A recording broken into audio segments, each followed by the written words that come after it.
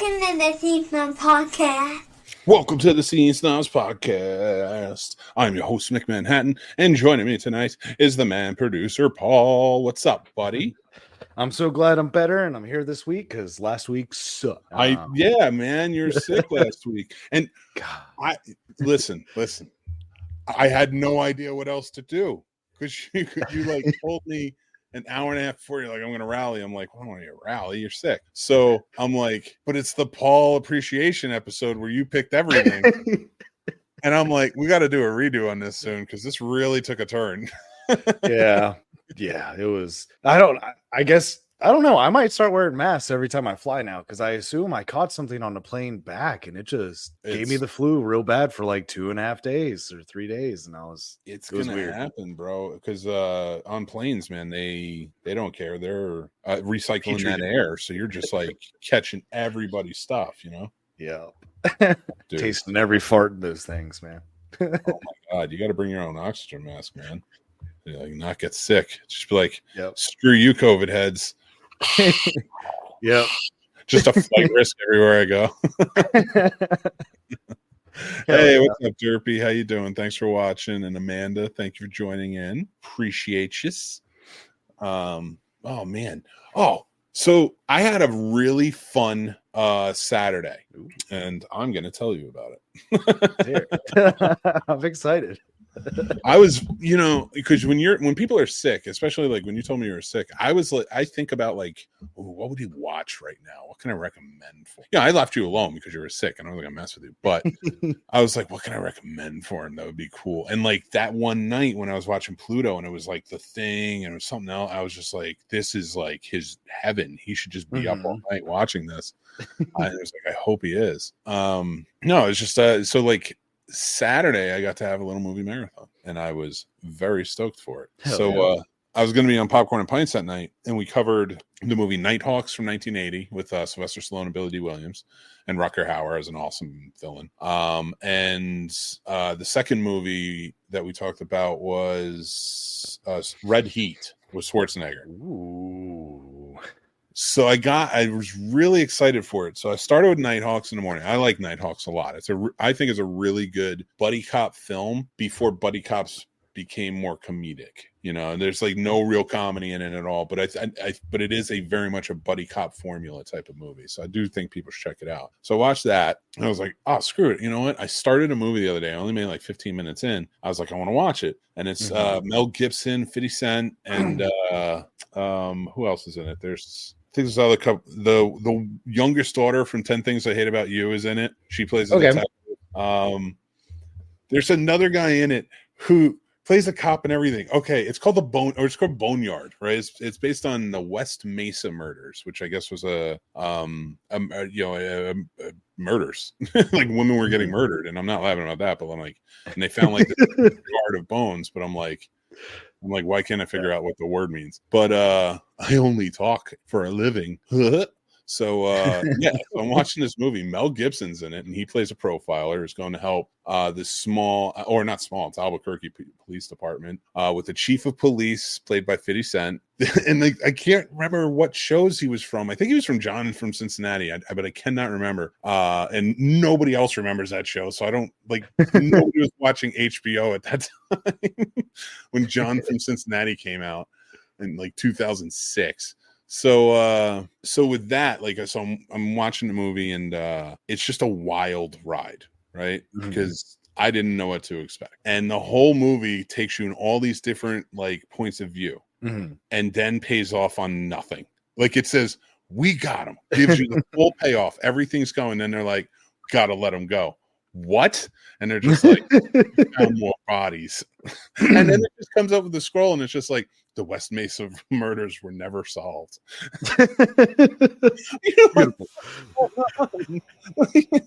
So I'm like, so I watched that. I say give it a chance, whatever, see what people think about it. But it was pretty bonkers to me. But I always enjoy Mel Gibson, so I don't care. And then I watched Red Heat, the Schwarzenegger movie. I was very overjoyed to figure out I love Walter Hill. I love Walter Hill movies. Streets of Fire is one of my favorite movies. The Warriors is one of my top 10 movies of all time. Walter Hill, another 48 hours and another 48 hours. Just really great director. And he does action so well. And I never knew that Red Heat was one of his. I saw it in the 80s, man. And then that wasn't one of my go-tos, you know, because it is a darker movie. But watching it at 42, I had so much fun with it. It's wild, it's different, but it was cool to watch. So then I continued my journey. I was like, I'm going to continue this journey. What else did I watch? I watched, God, I'm losing track of what I watched because I got so into talking about those movies again. What else? I watched a couple other movies. I watched Cruising, which is a wild movie. It's Al Pacino's in it. It's a William Friedkin movie. Really well done. Really well done. It's just a really wild movie. So it's about somebody going around killing gay men in New York City. So Al Pacino is a cop who goes undercover in the world and, you know, trying to catch this killer. So it's very wild. It's from 1980, I think. So I watched that. And then I put on Turner Classic Movies, which is my roundabout way of getting into my first topic tonight. The long way around, but I turn on Turner Classic Movies and Doubt is on. And oddly enough, we're not getting into that topic. I promise you, we're not getting into that topic. But I was watching Doubt, and I had only seen it the once when it first came out, so I was watching it again, and I was more technically watching it, right? Like watching the acting and watching Philip Seymour Hoffman and Meryl Streep just sparring against each other. It's so well done. So I really like the movie. And then right after is Kramer versus Kramer, which if you know what Doubt's about and you know how much of a drama Doubt is, then you and I hope you know what Kramer versus Kramer is about. And so I watched that. And again, like it gave me, I watched it from more of a technical side because I would have bawled my eyes out the whole time watching that movie. But it was just a really fun time to do it. But bringing me to my point, okay, I realize I bored everybody with my very long monologue, but to bring me to my point, what they did on Turner Classic Movies, because my favorite thing to do on that channel, and the reason I bring it up, is watch like the information in the middle. I love that so much. That's what I do. I love that. Like that's I realize now that's the dream. Like I love filmmaking. I love doing it. But I want to talk about movies. I want to talk about all this information I know and stuff like that. And I love it. So watching this, I was so happy again, hearing them talk about the movies and what was going on. And then they play this commercial where all of the hosts are talking about trigger warnings, you know, for movies and how they're going to present it. And like, you know, some channels are presenting like title cards that are just saying, hey, this movie has some things. The way they're presenting on Turner Classic Movies is they're going to talk about those things. They're not going to shield it. They're not going to hide it. They're not taking it out, but they're going to actually have conversation about it and why it was trigger warning and why at that time, what this meant, why you're not going to take this out of Gone with the Wind because you're diminishing this amazing performance over here. And it's just a really, when I heard that, I was like, this right here is perfect. I was like, if you're going to do trigger warnings, that's what I want. Give me the information, have the conversation. So I wanted to pose the question to you. How do you feel about this new rise of trigger warnings? I think it's very important because I think it's hard because certain climates weren't quite as important as they are now. I'm not saying they shouldn't have been. I'm not saying, you know, I'm not trying to diminish anyone's feelings about certain movies or any certain things. But like you said, I think it does take away from movies sometimes if you just cut out certain things because of climate change as far as a society. So I think it's smart. I think that's the best way to go about doing it, not cutting it out, still having the warnings there, but being able to talk about it and be like, this is exactly why it was still in the movie. So I like it. I think it's a good way for the people that love just movies to still enjoy the movies. And then people that might be a first time watch, don't just dismiss a movie because of X, Y, or Z being in there and them not feeling comfortable seeing that or having it. And I think it might even, to an extent, it might be a little therapeutic for someone because I think a lot of times with certain triggers, talking about and being able to have a discussion about it might actually help them get through their trigger a little better. That's a great point. I never thought about it that way. So I like what you're saying. And for me, it was the same as I don't care. I don't care. It doesn't bother me. Like, and I do understand, like, people are different. Like that stuff doesn't bother me. Like when I watch something, especially historical things like that, I can be heartbroken, I can be sad, I can be emotional about it, but I'm not triggered by it. Mhm. You know, and I'm not just talking about American history. I'm talking about other things and like stuff that has affected my family, you know, that I see in movies. I'm, you know, my ancestors and stuff. So for me, it doesn't bother me, but I do completely understand how it could bother others.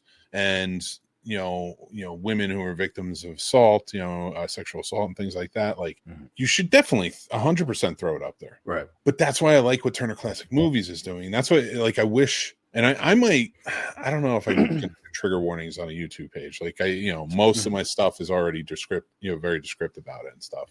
And I don't really show anything on there. But like trigger warnings, like, that maybe even title cards that like before it starts, it's like, hey, listen, you know, this is a different time, blah, blah, blah. And at this time, this is why it was like this, you know, just giving more information. Like, I don't know how that's not going to be interesting. Cause I mean, even though people who aren't into movies like we are, you know, not that they don't love movies, they're just not into it like us. Right. So, but they still love hearing movie trivia. Oh, yes. Right. Like it's still interesting and stuff like that. So, you know, that I think would be a great way to sidestep it. Like most people are outraged by it when they read it as a headline in an article. You know, they don't care otherwise. Who cares? But I was just so like enamored by like how they presented that. And then they talked about, because then when you get into Kramer versus Kramer, hey, this might be triggering for something, like, you know, this is a man, you know, and talking about it in that way. And I actually kind of appreciated that as like talking about it from the man's point of view, and like how that could be triggering for men who have been through this, you know. So I always dug that. And I don't know. I know I'm kind of like waxing on about it, but I do love that information. I wish there was ways to kind of get it more. Yeah. You know, so for sure. But I know there's a way to get a lot of information by mashing it together. That's right, everybody. We're going to talk our mashups. So I thought it'd be fun because I'm hearing a lot of humdrum. We see a lot of things mashing up now as it is. You know, sometimes the same IP, but like then we just saw Deadpool and Wolverine, and that had callbacks to everything. And that's you know, it even called to Furiosa at one point. You know. Yeah. You know, fun. You know, I'm hearing like the new Transformers movies might team up with the G.I. Joe down the line. They've already hinted at it in the last one. I want to talk about movies that we thought would be, or franchises that we thought would be cool that we can mash up together. And how would that work? Before we get started, I want to say we love you too, Bryant. We'd love you too. I look over at my Godzillas and I just think of you, buddy. And then Jason's here. What's up, guys? How you doing, buddy? So yeah. What do you think of this? Do you think movies should be mashed up? As a fan of so many different movies, you know, nothing would bring more joy to my life than being able to mash up some of my favorite movies or certain wheelhouses you could see existing in the same universe. So I would love it. Now, would it actually be a decent movie? I don't know for anyone except for me. I know I'd love it, but you know, general audience or anything like that, I don't know if half my mashups, a majority of society would be like, this is a great movie, as opposed to me probably geeking out being like, holy shit, this is awesome. You never know until you try. What you got for me? All right, we'll start with number one, which is going to be, I want to see a mashup of Pacific Rim and Godzilla. Ooh, oh my God, man. Yeah, they'll never do it, but I do wish they would. I do agree. Yeah, it sucks that they'll never do it. Yeah, but that would be cool because that first Pacific Rim was just so awesome. Yeah, and you know how I feel about Godzilla. So yeah, so like, Godzilla would have to win though. That's the only thing. Yeah. And that's humanity losing. Well, you see, I also thought of it as like maybe the Kaji, you know, being together with Godzilla, like they help him fight the other Titans. So it's like Godzilla still with us, and then I don't know. No, I mean, listen, there's a base for it. Like you can get Jet Jaguar. He was one. Yep. So like you could do that. And I'm just thinking about the new movies. And they've already went outlandish with it in this last one. Yeah. So get Jet Jaguar in there, man. Like, why not? Let's have some fun. You know what? I think it's time. Ultron. Was not Ultron. What's his name? I can't think of it. He's on Netflix now. The other huge Japanese robot superhero, not Astro Boy. I was about to say, I was like, Astro Boy? I can't think of the names. If somebody's in the comments, throw it out to me. If somebody's listening, make sure you comment. Thank you. But yeah, okay. So I like that. That's a good mashup. I don't have a list. I have ideas. Okay. You're Mr. List. I tell you, I'm like, hey, think Yep. about this topic. And you're like, I'm going to write down everything in list format. It's going to be numbered. They're like small bullets with notes on them. Damn. And so you're going to take it, son of a.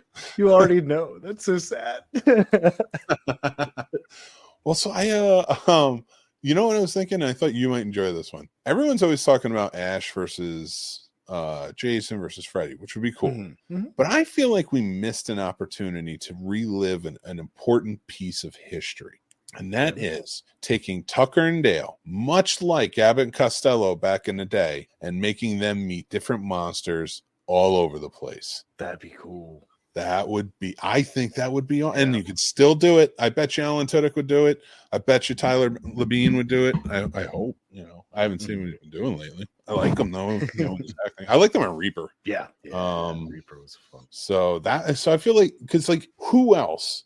We're never going to get that Abbott and Costello meet Frankenstein again. That gloriousness. To me, that's the best one. Mm-hmm. They're all great. I have fun with all of them, but that's the best one. That's the pinnacle, in my opinion. So thinking about it, I don't know. Like, I feel like you don't have many others that could. We're always talking about teaming up,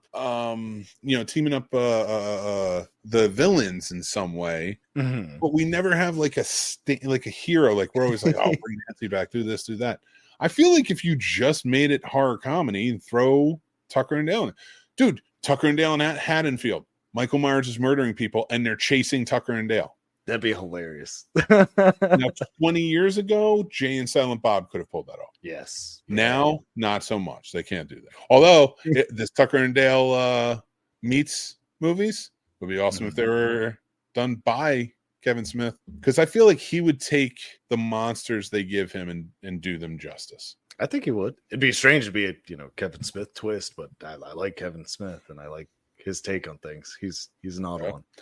Yeah, he's one I was very surprised. And like, when you see a lot of these world building and they're hiring directors, like how nobody goes to him and says, hey, you did build a universe. Hell, you'd not just built a universe, you built a multiverse where God exists and everyone exists in it. And you did it cohesively, not, sometimes on purpose, sometimes not. You just connected the dots down the line. But how nobody could see, like, he's smart enough, and not just smart enough as a filmmaker to do that and to write it out, but he also knows endless knowledge of comic books. Yeah.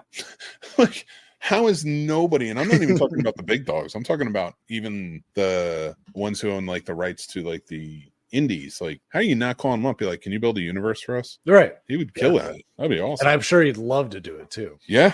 Yeah. Oh, Three Geeks has already got the hashtag up. Hashtag Tucker and Dale meet Jason. Tucker and Dale meet Jason. Tucker and Dale meet Freddy. Oh my God, you can have Tucker and Dale go to a sleep science center to, and they nominate themselves to like be put into like small comas or whatever to like test this drug. And Freddy gets to him because it's in Springfield, Ohio. And now the whole movie is them trying to survive with the other teenagers in Ohio. I wrote this shit. Get it done, Hollywood. And then call Nick Manhattan and Paul. Paul's got to come too. Yes. Got to get back to work later, guys. Thank you, Amanda, for watching. Check us out later. We got a lot of fun stuff coming up. And Three Geeks. How do you get Tucker and Dale to Jason? Easy. That's like the easiest one. Right. They can afford a cabin to just like camp and go fishing, and it's Crystal Lake. That's it. You don't need, like, why did Abbott and Costello meet every freaking monster? Who gave a shit? They were just there. Yeah. Like, they're just there. We deal with it. We will allow it. Like, I feel like movies today think the audience, not the filmmakers. I'm talking about like the high ups. I'm talking about the executives. I think they think the audience is too stupid to understand movies. Yeah. Or subtext in any way, shape, or form. There's not a whole lot of it anymore. Long legs. God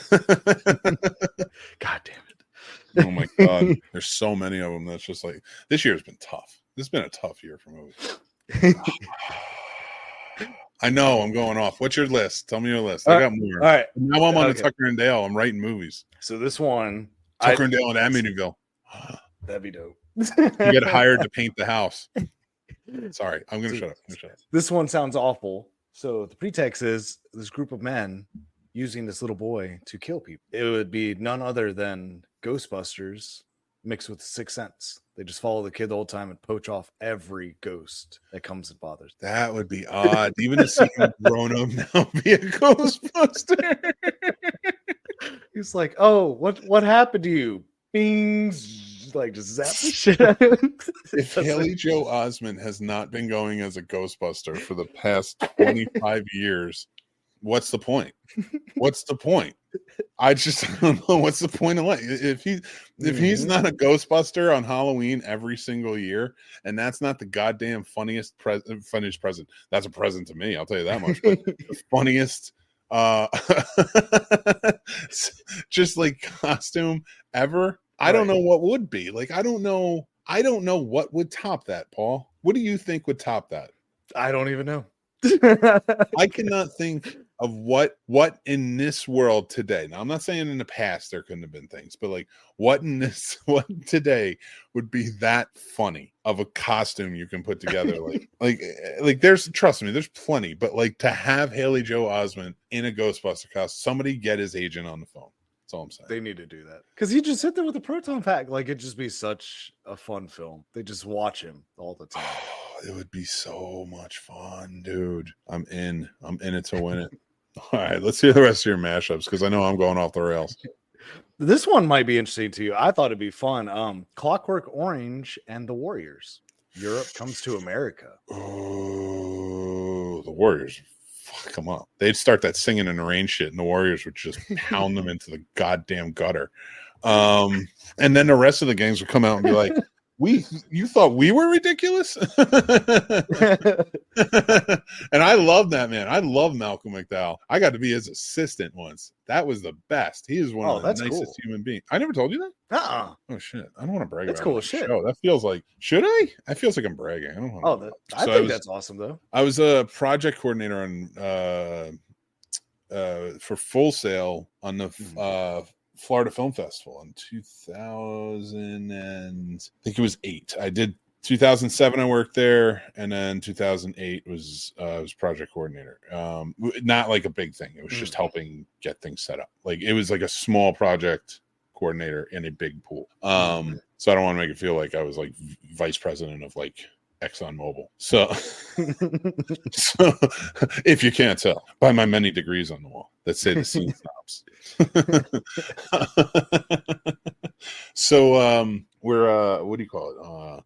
I lost my word. I lost my train of thought. I lost my words. Like I know what I'm talking about, but I lost my word of what I was going to try and say. But so I'm working on that. The special guest for Anthony Bourdain was the keynote speaker, the opener. Wonderful guy, really nice guy. And then Malcolm McDowell was there, and he was going to be talking that year. Mm-hmm. So he needed an assistant while he was there. So they let me be his assistant because I like freaking loved him. And just an amazing human being overall, just kind of helped like with the signing and like, whenever he needed something, I'd run around. He had me running across, I swear to God, he was fucking with me, but he had me running across the street from where the signing was because it was a bar and they had the soccer game. And like, well, they put the soccer game on because I asked them to because it was dead on a Saturday. And I'm like, listen, I got Malcolm McDowell over there. Like, who? And I'm like, Malcolm McDowell, you watch your tone. And then put the goddamn soccer on, you wanker. And then I ran back. And then I didn't do that. That was nice. And then they just politely did it. They're like, sure. And I was like, I'm going to keep running back and forth. And every time I did, they were actually really nice. She kept giving me water. So thank her for that. Oh, that's cool. So long story short. But no, he was just a really sweet guy, really cool. No major tidbits or anything like that, but just, very lovely dude. That's good to hear. So when I saw story time, so when I saw him treat his assistant so poorly in Halloween 2, and I went with Lenny, we were talking about that movie, and he's just like, was he really a dick like that? And I'm like, no. I was like, he was like one of the nicest human beings I've ever met. Yeah. So like that. So it was just such a weird juxtapose of how my experience went. So if anybody is wondering, he is a very nice guy. So stamp of approval. Oh man, you're gonna make me tell more celebrity stories, aren't you? Hell yeah, probably. Let's go with I did The Conjuring, so the Warrens investigate the Blair Witch. Interesting. I like that. I like that a lot. I almost want to take Oh my God. I have another mashup idea based on this. Okay. Not the Warrens for me. Let's go back to Haley Joel. Okay. Okay. His character grew up and became like a Kolchak type. Remember Kolchak, the Night Stalker? He was like a reporter. He became like that type of reporter that like reports on the weird, maybe for a website or something like that. But because he knows they're there, right? Ooh. So he's a paranormal investigator and like he can see the ghosts. Not a frightener situation, right? Not a frightener. Right. Like he's actually doing it, but play it up as like now he's got to go to the Blair Witch. Ooh, that'd be fun. So I was just piggybacking off of yours. I like that. That'd be fun. But I like yours too. Yours is a good one. That's interesting. All right. What else you got for me? I got Little Monsters and Goosebumps. I mean, that could be. That's the funny part. That could be. It just speaks to my soul. I just think that'd be fun, with Jack Black, thinking he's writing stuff, but then Howie Mandel comes out from under the bed and it's like oh, the new Goosebumps. I was just thinking of the TV show. I was like, that could be a story on Goosebumps. Yeah, that'd be fun. That would be fun if you found out that was like one he had written. Yeah. And that's why it comes to life. That'd be cool. I like that one. I like when they have fun ones like that. And that's one of my go-to sick movies is Little Monsters. That just puts me in a good mood. And the end of the movie always makes me cry when he's telling Howie Mandel he loves him. And that's one of the miss you. Fuck. That's one of the most underrated action movies of all time. It's a good one. The Boy. That actor is insane. God damn. Which one? The one that plays the boy. Oh, was that Fred Savage's real little brother? Ben Savage? No. The boy, like when they're in the monster universe under the bed, there's the that's right. Yeah. But that was Fred Savage's little brother that played his actual little brother. Okay, yeah. The future Corey Matthews. Yeah. Oh, all right. I like those. You got any more? I have John Wick versus Nobody. Ooh, that'd be interesting. That'd be really interesting. Because I don't know which side I would choose. You know what I mean? Like, what if Nobody was tasked to stop this man from taking out all his family since he's the cleanup guy? So are you rooting for John Wick or are you rooting for... You know what would be cool too? Let's mash him up with Fast and Furious. Oh God, he's gone. Would it? I guess that'd be a decent plot for number 11. Yeah, I it's just more so I want to see them and Statham go at it. I think this. Okay, fine. Let's kick out Fast and Furious. Transporter. There we go. John Wick and Nobody. I love it. Can I tell you? All right, I just remembered a mashup that I put together in high school. I wrote this story out like to write it as a screenplay because whatever. That's what I did. I was a geek. Leave me alone. So, it was Las Vegas is getting raided by a group of bad guys. Okay. And a mystical force led by David Lopan. And while there in the casino he takes over as his thing, 3 people happen to be playing on the tables that day. And that is one Mr. Jack Burton, Mr. John McClane, and Mr. Ash Williams. Hell yeah. You can tie in like David Lopan gets the Necronomicon. Mm-hmm. Yeah, dude, I was in That'd be intense. I like that. It's just like I had fun with it. And like I was talking about the mashups, I was like, that was such an interesting one for me. That I'm never pulling that notebook out. That's gone for good. The Warren one sounds interesting. It does. That would be pretty cool. I like that. Yeah, that's I've been listening to their book at work, actually. Audible. What was it? The Demonologist. I've been listening to that while putting furniture away late at night. That's lights cool. going out on me and shit. It's fun. I hope it does. I hope the demon comes. No, I'm just kidding. I have something that could be interesting. What if we did it with Shaun from Shaun of the Dead? Fuck yeah. That'd be fun, man. I mean, he's so much older now, but like, I mean, he can get back in a tie. It'll be fine. Yeah. Yeah, you can totally feel that. All right. Well, I think it's that time to move on to our next segment, which is 5 takeaways. Movie remakes. I had a fun one with this. I did too. I forgot about a bunch. When you started saying some of yours, I was like, motherfucker, I forgot that was a remake. I know. Some of yours too. Actually, one of yours inspired one of mine. Oh. So, and it's not the one you think. So let's get started with our number 5s, shall we? Oh, that's yes, number sir. 1. I want to start there.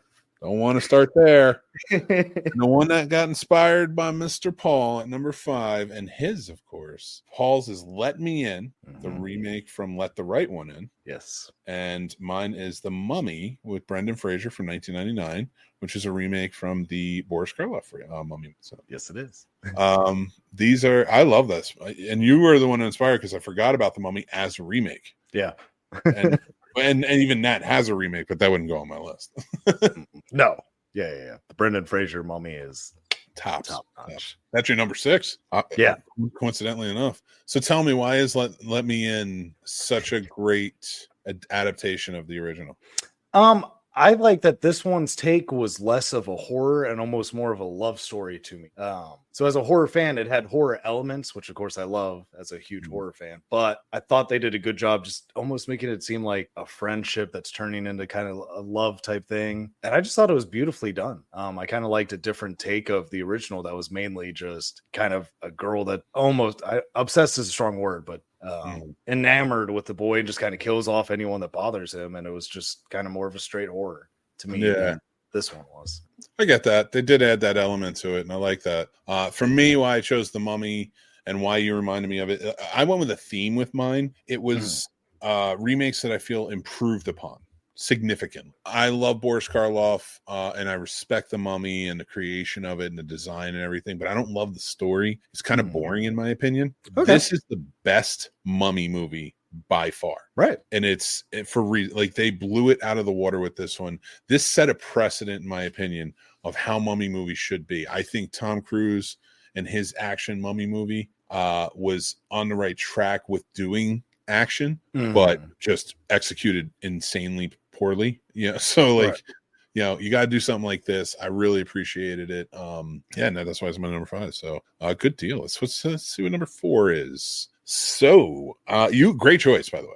Great choice. That would have been on my list, but to me, Ocean's 11 didn't significantly improve upon the original. Ooh. It's just a great adaptation of the original. It's better. It surpasses, but I don't think it improved upon. I just think they took like a smaller story that was good and then just made it something even better. And I'd argue I like all 3 of those movies. The first one's far superior, but I like all 3 of them. But why did you choose Ocean's 11? So I feel, even though I absolutely love the Rat Pack and I love Sinatra to pieces, I thought I really love this one. I thought the cast was tighter. I love the relationship between George Clooney and Brad Pitt. I just think they're a duo that I think is very underrated and not talked about enough in movies, because you put those two together, there's nothing in my mind, there's nothing they can't do as far as a heist or anything like that. I guess it's just because I grew up with this one. I probably, as opposed to the original Ocean's 11. So this one just kind of has a special place. I remember watching this on our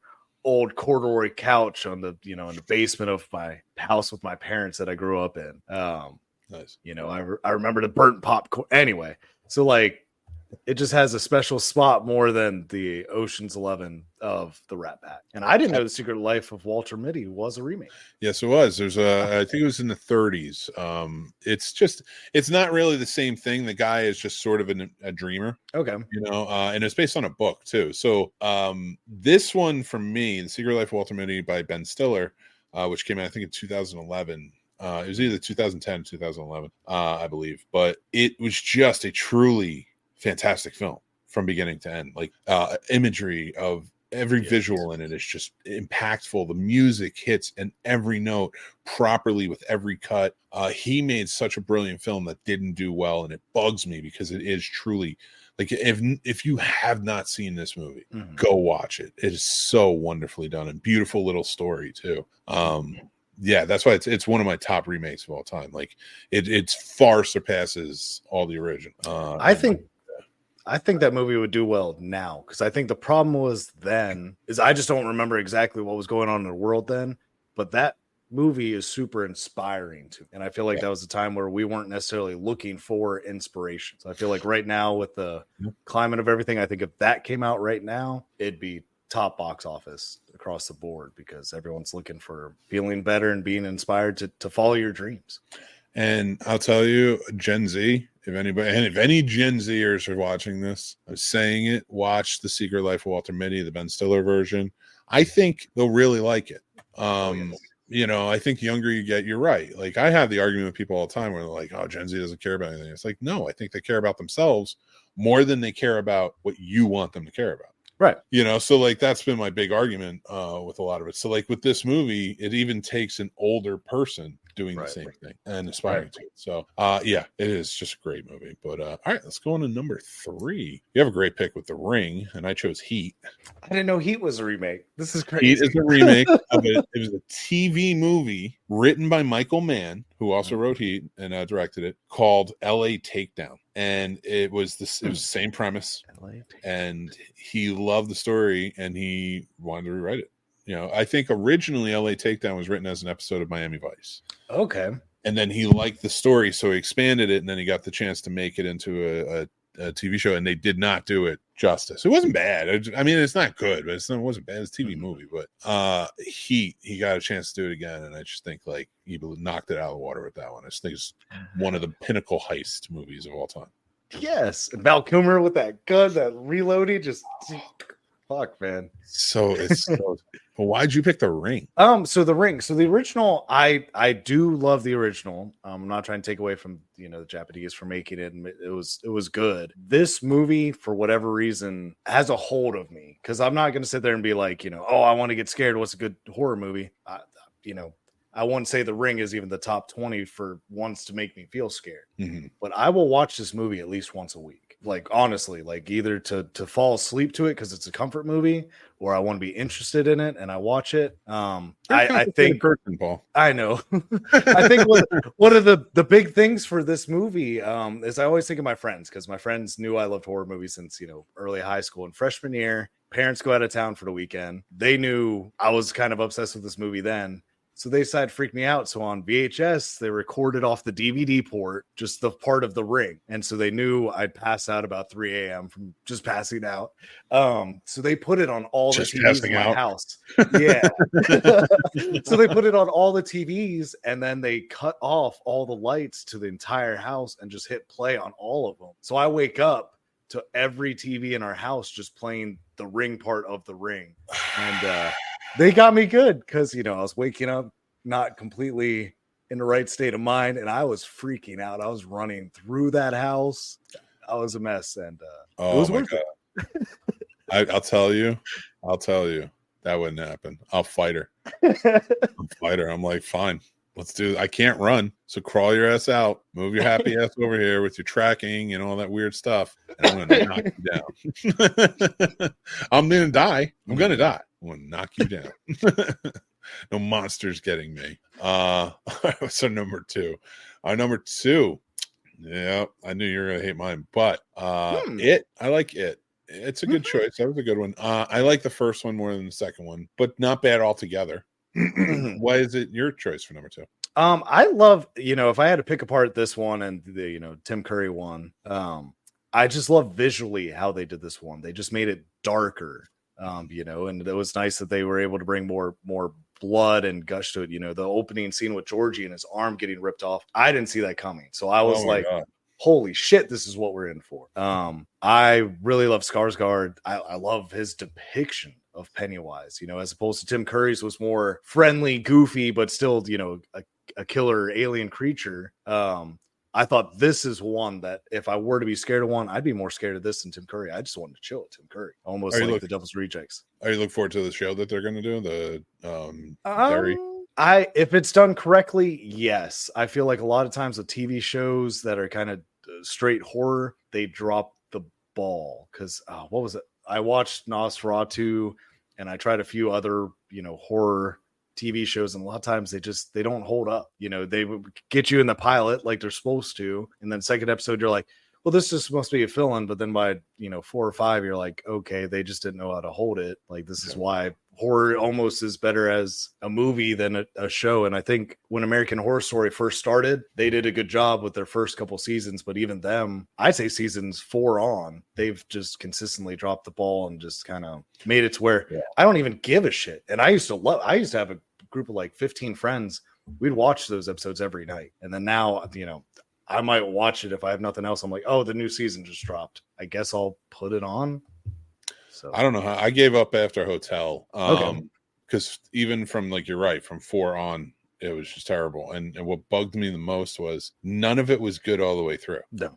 Even the first season, the second season, it's like, I don't know what it is, but it's like he gets halfway through a season and drops the fucking ball. Yeah. It's like, you're doing it beautifully, and then it's just like, extend it 6 more episodes and fuck you guys. Like, I don't know, it's weird, and I don't like it. And like even the one with the clowns, which was later, where everybody's dressed like the clowns and it was the suburban street and such, that kicked off. Like, that was like, this is going to be one of the best seasons yet. And then it turned around and I was just like, what happened? I was like, what happened here? Like, this is insanity. It's like you had like one of the best seasons yet, and you turned around and you like just took a steaming pile on it. It was crazy. But I definitely get with it, though. They had the perfect setup too, because they're making it a political season at the height of our, Trump and everything else going on. So it's like you had everyone's attention, because this is like half real, half fictional, and everybody, like, they could have made that. I mean, like that could have been a show everyone talks about for years to come. Well, that was the thing. He did a good job. I'm sorry for anybody who's watching this as a clip, but you're getting our TED Talk on this. He did a good job, because like, even setting up how he was able to take power in like a cultish way and build it up, and slowly but surely, and like how the rhetoric became and all this falsehoods and such. I was like, you should have just done a show like that and lead him to becoming president. Right. Or something like that. Not have a really cool story that turns super political all of a sudden. You're like, I'm like, man, you took me down a journey and then you screwed me, man. I was not happy about that. But anyway, whatever. I was tired of it. Anyway, I chose Roadhouse. I think this Roadhouse, I love the original Roadhouse, but I love the original Roadhouse for all the reasons that this movie improved upon it. It's so campy and cheesy and crazy. This movie has some camp to it, but it is taken seriously. It handles mental health seriously. The fighting is done seriously. The story's not bad. I mean, I don't understand how people get shitty about the story and then love the original. It's like same shit, but but with a better ending, in my opinion, with a better ending and a better message in it. Like, whereas the original, this movie is like, in terms of parallels, is like Unforgiven. Okay. For good reason. It's just, so if anybody who hasn't watched Unforgiven, the Clint Eastwood movie, it's a great Western. That the entire movie for 2 hours tells you that superhero cowboys that we see in movies do not exist. They don't exist, and they keep demolishing all the big wigs back in the day throughout that entire movie, until Clint Eastwood's character William Money shows them that he was a superhero cowboy. He was one of those ones we saw, and he takes them all out, and it's done really well. And I know I'm not doing it justice. You should go check it out. But that's what this reminds me of, was the fact that heroes don't, and especially in today's world, that was a society of people who were like, everyone who was involved got their comeuppance. All the bad people died, but the one who was just as bad as they were, but he was fighting on the side of good, wasn't allowed to stay. We cannot tolerate your hero here, your type of hero here. It just doesn't work anymore. So that was the message. I love that aspect of it. So it improved upon the original, which was all those cowboys are superheroes. Right. So it is. And now they improved upon it and said, like an actually worthwhile message, in my opinion. So that's why it's my number 2. Now, number 1. Great choice, by the way. I cannot go with just one of these, because that's fair. Hey, I understand. Both of them are the movie from David Lynch's movie, and in my opinion, are far superior versions of the movie. Like, not even the same galaxy, man. Like, yeah. That's why I forgot it was a remake. When you said Dune, I was like, I completely forgot about Lynch's. Like, this is Dune. When I think of Dune, anyway, I'll let you talk about Dune first. It's the one you think about. You're right, because it is the superior one. And here's the thing, everybody gets all mad and uppity about it, and like, and especially I know people are going to be like, oh, David Lynch, he's retired now with everything going on. How could you say this? I fucking love David Lynch. David Lynch in his interviews and everything else as a person, I have learned a lot from his movies and his composition of shots and just his writing. So don't talk to me. I've studied David Lynch. I have a high respect for David Lynch.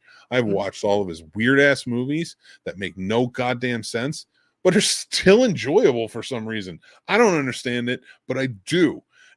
But the one I do not like is the same one he can't stand. And I hate when fans get all shitty with me about it. And it's just like, it's Dune. He didn't even like Dune. Right.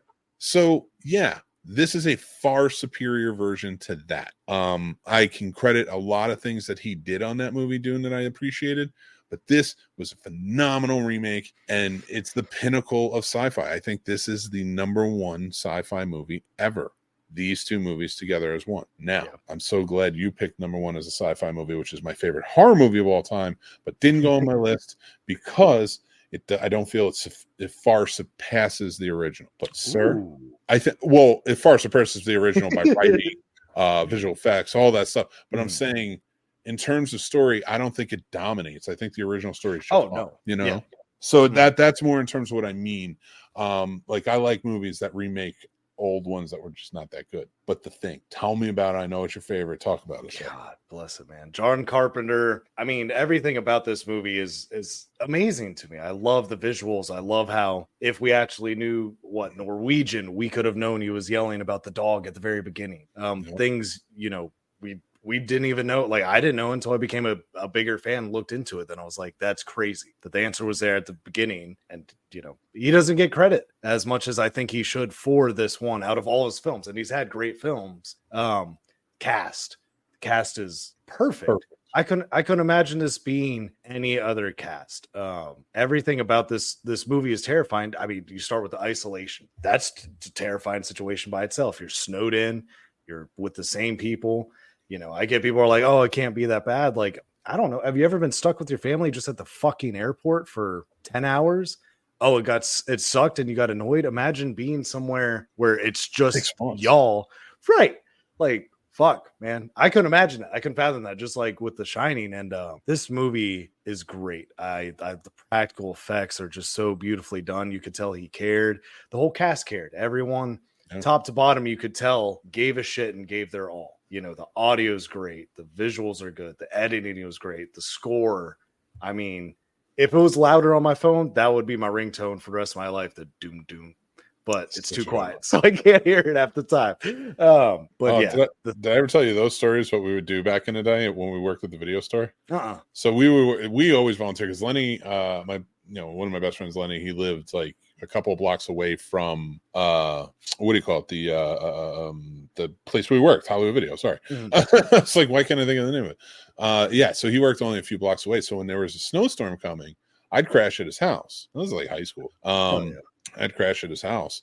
And so like we would hang out in the store, close up while it started snowing, and then walk home. And let me tell you, we would get the road flares out from the trunk, and then it was doom doom. And then like we're just walking through the blizzardy snowstorm with our road flares. Oh man, it was so much fun. That's awesome. Yeah. Hell yeah. Every time there's a snowstorm, we would pull him out and just walk around. He's gone, McCready. He's gone. Then I told you earlier, if you're watching the podcast or listening, dork. That's what it was. But thank you for sharing your list, man. That was a fun list. So that was our top 5 movie remakes. Hope you guys enjoyed it. Share with us what you think in the comments. I want to hear what you guys say for remakes. That'd be great. So before we get started, though, I do want to say thank you to our sponsor of this episode, StubHub. We truly appreciate you. I just went to an AJR concert, got my tickets on StubHub. Never had a problem with them. Do enjoy everything I go to. So if you want to get up off your butts this summer, go out and enjoy some fun venues, maybe a comedy show, maybe a concert, maybe a play. I don't know. Go out and check it out. Get your tickets on StubHub. They are awesome. Link down below. We appreciate you. All right, guys. So we're going to get started. We have 3 reviews for you tonight. You're getting in. If you're watching this as a clip, go back to the channel. Make sure you like, subscribe, and then go watch the other reviews. But tonight is Cuckoo, and then we'll do the Instigators, and we'll do Borderlands. Let's start with Cuckoo. Let's do that. Let's get there. Okay. You and I differ on this. That's why it's going to be an interesting conversation. Is it the greatest movie I've ever seen? No. Is it better than Longlegs? Yes. Better story, more interesting. There's double meaning and hidden subtext behind Cuckoo, which worked. I didn't mind not knowing, like, even like compare it to another movie that came out was disappointing. Watchers. Yes. The Watchers was disappointing, and like the atmosphere was cool, everything was built up. Like a lot of really good looking horror movies coming out by young filmmakers now, and I love them. And I want them to keep going. Like I even said, I didn't like Longlegs, but I want Oz Perkins to keep going. I want to see more. I love his atmosphere. But I just keep working on your story. Like this one just didn't hit for me. I'm sorry, but I still want to see more from him. So going into Cuckoo, I didn't know what to expect. I did really want to see this. It always looked interesting to me, but there was always like this hidden, like they didn't talk about it. I told when you just gave me your rating so I could throw it on the graphics, I was like, wow. I was like, I think I know how I feels about this movie. And I don't feel the same way. By the time I get to the end of it, I was like, I enjoy this. This is interesting. Okay. Now listen, there are things about it that need work. Don't get me wrong. I will say this. We need to start putting some goddamn respect on Dan Stevens' name as a horror figure. That man is kicking ass in the horror. He was creepy as hell in this movie. I have said enough. I want to hear it. Oh, actually, people should probably want to know what it's about. So it's about a family. It's a couple, and the father has a daughter who's 17, and then the couple has a daughter who is I think she's about 8 years old. They're moving to Germany. Reluctantly, the 17-year-old is going with them. But her mother passed away, and she's sort of stuck in the situation until she turns 18. They get out there. He's helping them build a new resort, so they're staying out at this resort to learn more about it and stuff like that. And weird things happen. I don't want to give too much away because it's not that this is a big twist movie. It's not that this is a big surprise movie, but I thought it was an interesting movie with a lot of interesting elements, and I don't want to ruin it for anybody. So that's why I'm kind of where but I mean, if you want to hint at some stuff and talk about that, but I don't want to ruin anything for anybody right now. But tell me, what was your feelings on this? So no spoilers. It had my attention. Mild. I'll say mild. Mild. I won't give anything away. It's all good. I can do that. Just the trailer, because I love John Malkovich. So I was excited that Malkovich was going to be in horror. Neon. Was he in this? Who did he play? Oh, what's his name? You're gonna make me. John Malkovich was in Cuckoo. What did I miss? John Malkovich. Did we watch the same movie? Yeah. Who the hell was he? I can't remember. I'll let you look it up. Oh, anyway. So when I heard he was in it, I was excited. I was excited to see Hunter Schafer as well, because I did like her in Euphoria. I think she's a great actress. So I did have kind of higher expectations for this. I definitely went in with lower expectations, even with kind of being excited about the cast, because Neon, he's not in this movie. He's listed. He's not in Cuckoo. It's okay. Oh, did you think he was the detective? Yes. Silly man. That wasn't John Malkovich. It looked like him. He got that bone structure. That wasn't him. He's a Swedish actor. Either Swedish. I don't know. I might get that wrong.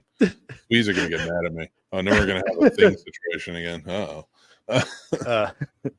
But this movie really didn't do it for me. I mean, I'm not trying to shit on anything you said. I thought Dan Stevens it seemed cheesy, like a Bond villain to me, like at the get-go. He was just a little too much. It was just too much in your face that he was obviously, the villain of the story. I was kind of. They're in Germany. That's what I feel like every rich person in Germany is a Bond villain. Yeah, which is fair. That's fair. If we had shown up and Dan Stevens is acting in this movie exactly as he's acting, and they're like, "Hey, we're in Spain," I'd be like, "There's something going on here. This is stupid. He shouldn't be acting this way. It's too weird. It's too creepy. He's too on the nose about a lot of things." But it's Germany, so I was like, "This dude looks like he's about to go to war with everyone again." Like he just seemed like a problem from the jump. I have to politely push on that a little bit. And it's not that I have any hatred towards the Germans or anything like that. It's not that at all. I think I've never been to your lovely country, and I would love to check it out at Oktoberfest. but and because every other country talks about America and how they come off, Germany kind of comes off exactly as Dan Stevens acts in this movie. It's fair. You don't have to agree, but I'm just like, that's where I stand on it. The only cringy scene, without giving anything away, is the bandage you see on her head in that picture right there. Is when she needs to put that bandage on. That's the only scene out of the whole movie where I was like, oh, okay, that was a little cringe. But past that, I mean, it just didn't seem scary to me. It wasn't that. I understood some of the subtext with them talking about the years and the parents, saying, oh, we had our first anniversary here, this and that, I understood what they were getting at. I don't know. To me, like I said, I feel like if that's the movie you're trying to make, that's more thought-provoked, that's how you should market it, not make it a horror. Because when it's horror, I kind of want to face value with a horror. Like what kind of creature, supernatural, this or that, a killer, yada yada. And essentially almost that be it, unless you're going to conquer it. Great. With all that being said, though, I will say Hunter Schafer was amazing. And I will say, I've never directed a movie. I've never written a movie. He's a young director. He's, he doesn't quite have his stick yet. So I hope that he continues to grow and it gets better, because, I'm not going to shit talk the director or the writers for this because I've never done it. And I know he is new. And I think this is better than some of his other films. So, hopefully it continues to get better. I hope Neon picks up more, because I feel like Blumhouse is a lot better right now. Which is funny because I saw when this movie got released that Blumhouse quickly kind of crapped on the movie via tweets and then announced they were coming out with like a couple of new movies because he was scared of this one. And I was like, let's not be a competition, you guys. We're in the same race. Let's just all make good movies. Make good movies. Yeah, that's the thing. Like, yeah, I would put Blumhouse a little bit over Neon, but only because it has hits. Yes. And generally, that's the ones they try to stuff on Amazon Prime, and I'm talking about the horror element of it. And like Blumhouse is horror, so you guys know that. But I liked Cuckoo. I'm not normally a Neon fan. That honestly, they mostly all come off kind of like Long Legs did, to that effect. But this was one that I thought Hunter Schafer did a great job. She led this movie perfectly. I liked the creepy aspect of it. I do agree with you. The plot is thin, especially in terms of the creatures that we're talking about in this. There's also a lot of elements to this that just missed their mark. But she held her piece through all of this, held it together, I think, really well. And that's why, for me, I gave it a 3. Okay. 3 out of 5, but you gave it a 2 out of 5. I might watch this again. I feel like there might be layers to it. Yeah. And that's a good sign in my opinion. So, okay. Right. Definitely better than most of the horror I've seen recently. All right. Well, that was our review of Cuckoo. Thank you very much. Go join our Patreon. All right. Let's that's for a clip later. let's review. Do you want to do this or Borderlands next? Instigators fine. All right, let's do the Instigators. Kick it off, everybody. All right, join our Patreon. So the Instigators, written by Casey Affleck. It stars Matt Damon and Casey Affleck. They are two criminals. Well, one is a dad just trying to get some money to help his son. It's almost like a payback situation. Like, I want this amount of money and that's it. That's all I need. $32,840. There you go. You see, and Casey Affleck is like a career criminal, has been in prison, and like he doesn't want to go back. He's not a violent criminal. He's just a guy who does jobs. Like, he breaks in and does stuff like that. So, and Matt Damon was a Marine who's down on his luck and owes a lot of money to child support and stuff like that. So, like, he's down on his luck. So, definitely what some would refer to as like maybe deadbeat types. But they definitely in this movie prove why they're not. Right. This was directed by Doug Liman. I thought it was really well done. It was good comedy to it. The guys played well off of each other. But the thing I liked about it is it's not goofy comedy. Like, I love the Bad Boys movies. They are really intense. That'd be a good mashup. But with like John Wick or something like that. Yeah. But like the Bad Boys movies, you have to watch or listen to the podcast for all of that. But the Bad Boys movies are wonderful, but they're very funny. They're very silly. I thought this was really good buddy film. Not super funny, but it worked. What did you think of this movie? I enjoyed it. I thought, my rating will reflect, what I'm saying. I thought it was kind of a run of the mill. It's kind of what I expect from an Apple original film. I'll throw it. There you go. So I did enjoy it. Like, I'm not saying it's bad. I can see why they went straight to stream. I don't think it would have done well in theater at all. But I thought it was good. Casey Affleck's character was a lot of fun. I love that you can tell, like, it's got to be written in his agreement somewhere that he always gets to wear a green fucking hoodie and all these lower films, because he always iconically is wearing a green fucking hoodie. Therapist, really? Yeah, because he had like Hung Kao was great in this. She was hilarious. like so serious and stuff. And her and Casey Affleck going back and forth. I was about peeing their commentary. Oh my god, yeah. It was so much fun. Like it was a really fun, wild ride, and I was like, "That's something I like." This is another one of those fun movies that we've been getting lately. Again, it's not overly comedic, but it's actiony, fun. It doesn't take itself too seriously. I never felt like they were in so much danger they'd never get out. Right. I like that the villains in the story, and there's a bunch coming from everywhere, like are a little more exaggerated, so it lets you add to it some more. I love this movie. And this is going to be a go-to. I'm going to watch this again, probably multiple times. So you don't smell that? Fucking A, bro. What? Oh. What did you do? No, you don't. From the movie, you don't remember him saying that? Oh my god, no! You can't pull that on a podcast. I don't know. We're talking about well, that's our rating of our review and rating of the Instigators. Go check out our Patreon for more. Yep. That's right. Let's get to our final review of the night. Ugh, Borderlands. I think we all know where I'm going with this. So is Paul. All right, I'm gonna put this out there. I've never played the games.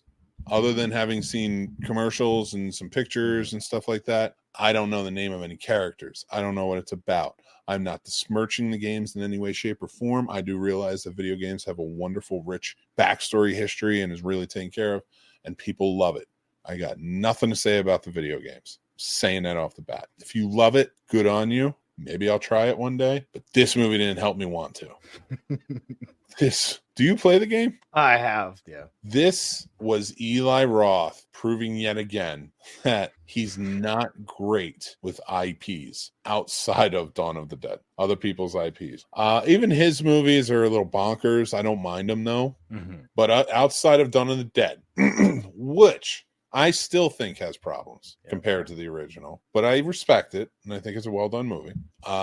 And as much as Eli Roth has gone on in his career, it's becoming more of a character of itself. And honestly, it feels like a lot of these directors that have been known for a long time are chasing franchises in some way. Man, this is not the way to do it. Dude, he watched Guardians of the Galaxy 1 about 45 minutes of the way through and was like, I got this. I know what I'm going to do. Like, that's how I felt this movie came about. It was boring. I didn't care about any of the characters because they didn't let me care about any of the characters. See, that wonderful, beautiful thing they did in Guardians of the Galaxy that James Gunn did when he took time to articulate and write it, not just throw a bunch of characters together.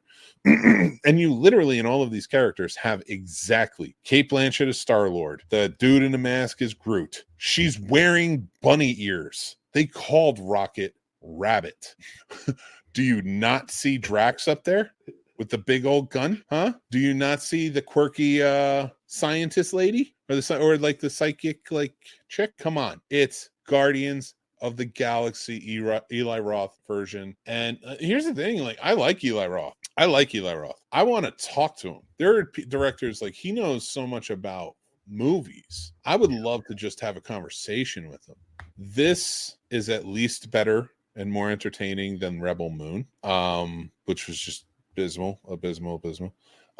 But not by much. This is not the worst movie of the year, in my opinion. That will always remain the Atlas. That is the first and only, well, that's the first of, I hope, only a 0-star review. Atlas got 0 stars for me. This did not get 0 stars. Didn't deserve 0 stars. There are still some things about it that made me chuckle, but man, did they not do this justice. And I don't even know anything goddamn about it. So I am going to shut up now. Paul, what did you think about it? So I did go in there with kind of higher expectations because I've been listening to a podcast called Bad Friends with Bobby Lee, being one of the characters. And he was talking about how he's doing some of the voices in the movie. So how he made it sound, I was like, oh, this is going to be great. Like it looked like a ripoff of Guardians of the Galaxy in the trailer, but maybe I'm wrong. Maybe the jokes will hit. It'll be a good movie. And from just a technical standpoint, and I'm not sitting here saying I know everything, the editing was ridiculous. it didn't seem like anything really went together. Like it was just choppy. I was like, what is it? This almost looks like a fan made movie of Guardians of the Galaxy, but they couldn't use those names, so they just made their own. The jokes, because I was in a theater with a decent crowd, like even the kids aren't laughing because these jokes are so juvenile and not even like funny. Like that, like maybe something a 4-year-old might joke about saying the word pee or something. Anyway, this movie was bad. I would say watch at your own risk at home, but I would not spend a penny on it. I would wait for it to go to stream on Netflix or whoever picks this up. And it sucks because they did have a pretty solid cast. Good actors and actresses that I know can do a great job. And I'm not saying that they ruined the movie. They just didn't have anything to work with. And this was 2024's version of the Peter Pan movie that was absolute garbage with Hugh Jackman. That's pretty bad. This was terrible. Here's the thing, though. It could have been, now, again, not comparing it to the video games because I don't watch or listen. I haven't watched or played the video games, but it could have been interesting for someone like me who doesn't know that if you had given times and actually fleshed out your characters. You fleshed out none of your characters, and by the time I start caring about one, you are already on to the next one, doing something completely different. It moves too fast at times. Like there were times, at least in Guardians of the Galaxy, this is a blatant ripoff, so I'm just going to use that as the example. There are times in Guardians of the Galaxy where we got to see him bond real quick, like those little moments that are just really well done. That type of writing, when you watch a movie like this and you watch a movie like Guardians of the Galaxy, it gives me faith in what's going to happen with DC going forward, because I know James Gunn thinks about those little things. He's trying to connect everything. He's trying to make sure there's humanity in certain roles, stuff like that. God damn it, he made more humanity out of a tree and a raccoon than anything else in the MCU. Like Jesus.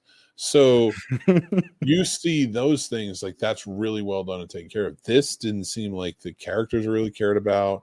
It was thrown together, and this was one that was made that was almost like the audience is stupid. They're not going to understand like why it's bad. They're just going to look at the pretty lights and go for it. And it's like, nah, nobody's like that anymore. Like we got a lot of good now, and like any filmmaker who ever would say that, I'm not saying they would. Any filmmaker that would ever broach that sort of thinking, knowing how TV is today and how amazing you can do on television, is kidding themselves way too much. But let's give our ratings for this one. Both half point, half star, half mic on it. Out of 5, yeah, both. Like it just was terrible. I'm with Paul. I did not give it a 0 because I did not want to give another 0. That's all. So that's where we're at with it. Like. Did not care about any of it, even the glowy wings. So with that, but they got a half star for me just because of behind the scenes guys. You know what I mean? I get there were operators involved, there were people holding boom, special effects guys, all that. So I'll always give at least half a point because they deserve their credit. I'm not saying they didn't technically do their jobs, and they did. No, they did. Hey, they did their jobs. I agree with you 100%, and I'm not trying to be callous, but that's why I bought the ticket. Right. That's it. That's the only reason why.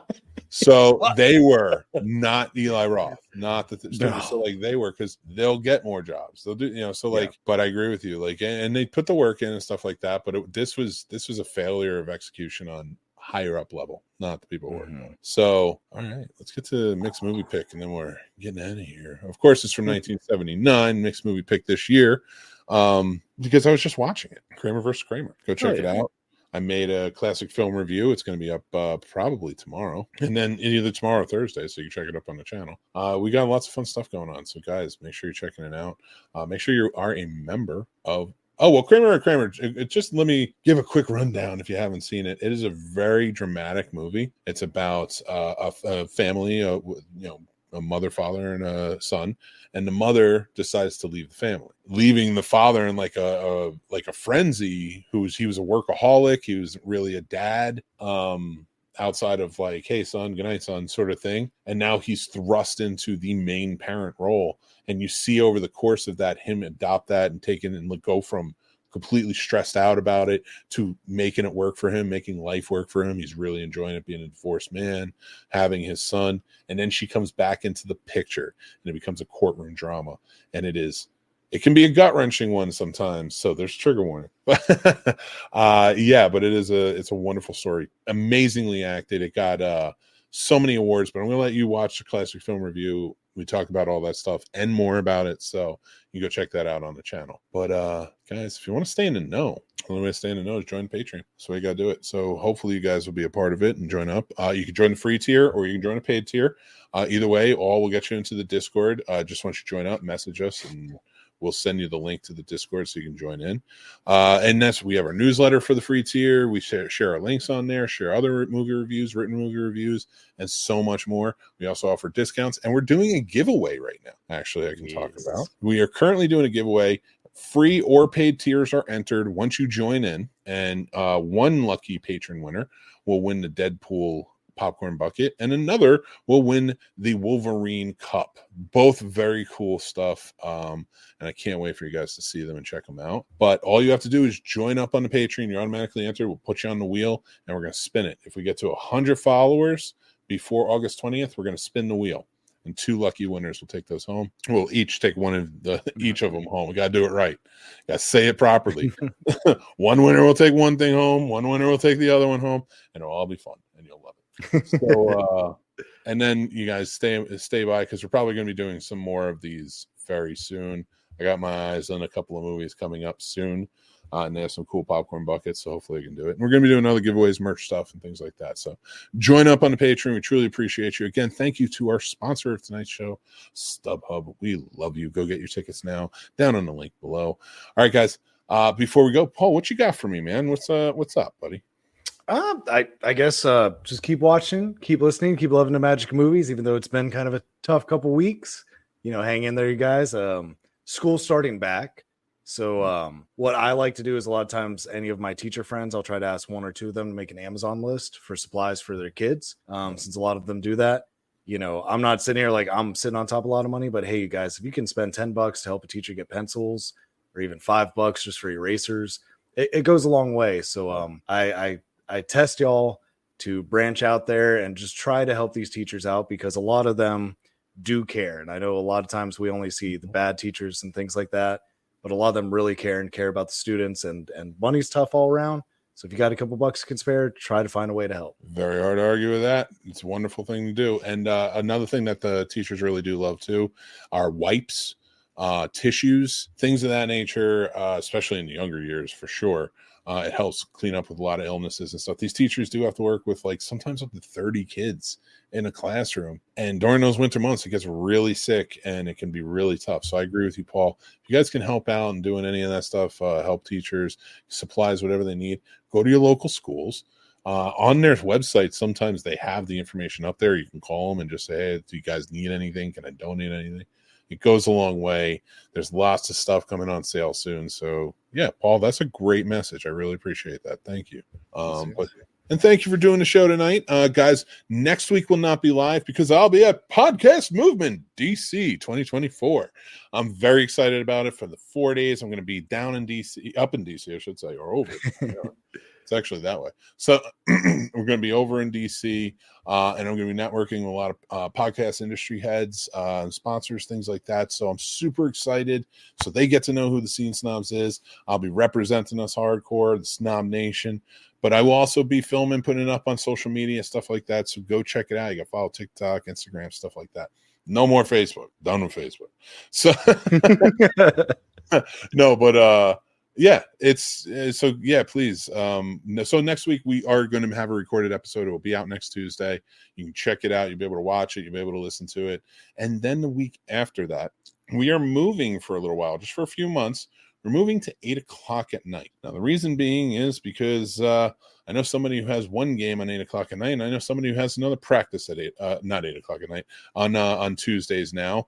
They both are going to be doing stuff on Tuesdays, so I have to be out until about 8 o'clock, and we'll do the shows then. So from now on, well, not from now on, for the next few months, getting through Snobtober, we're going to be at the 8 o'clock hour. So thank you guys. Make sure you're checking out for that. Until next time, I'm Mick Manhattan. Remember to like, subscribe, hit that bell. This is the Scene Snobs channel. We appreciate you joining in. We'd love for you to be a part of the Snob Nation, like we said. And until then, remember to be kind, stay classy, and take care of yourselves. That's important. Bye.